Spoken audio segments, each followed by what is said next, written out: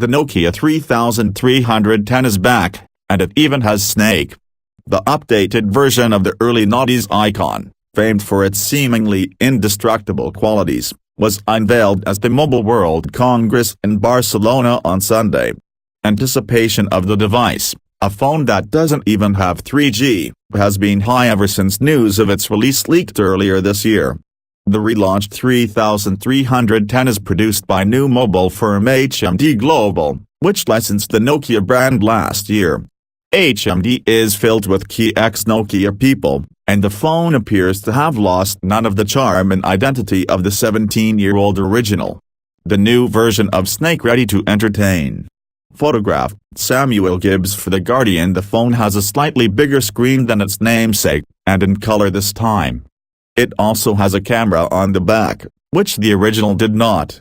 It does have a removable back cover and battery, and runs an updated version of the original's S30 software. The software behaves so much like the original and follow-ups you might think you were caught inside some sort of time loop. The phone will cost about €50, £42, when released in the second quarter of 2017.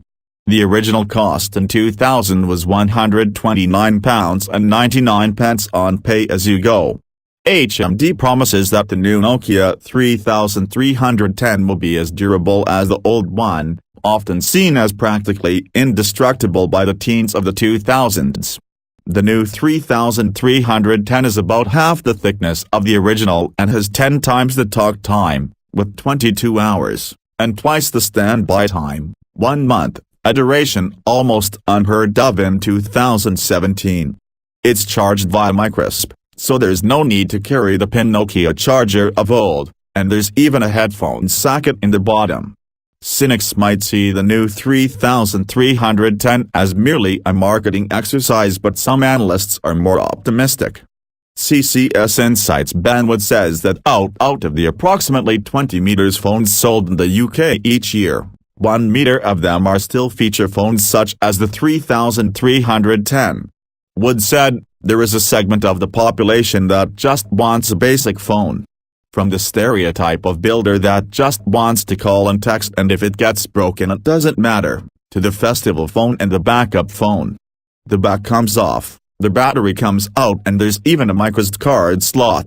Photograph, Samuel Gibbs for The Guardian. Whether nostalgia, the desire for a less connected, but still contactable life, or simply a budget phone is enough to drive meaningful sales of the new 3310 remains to be seen. The Nokia brand, run by HMD, was the #2 global manufacturer of feature phones in 2016, with 35.3 meters handsets shipped for a 9% share of the market, according to data from Strategy Analytics. Neil Molston, executive director at Strategy Analytics, said, Nokia has struggled in smartphones, but it maintains a very good reputation for delivering user-friendly feature phones at competitive prices, such as the Nokia 230 Dual SIM. Perhaps the most interesting thing the Nokia 3310 tells us is not about feature phones, but rather the state of the smartphone market dominated by Apple and Samsung. Wood said, it's an absolutely damning indictment of the state of the smartphone market that the world is so excited and obsessed with a retro feature phone that shipped 17 years ago.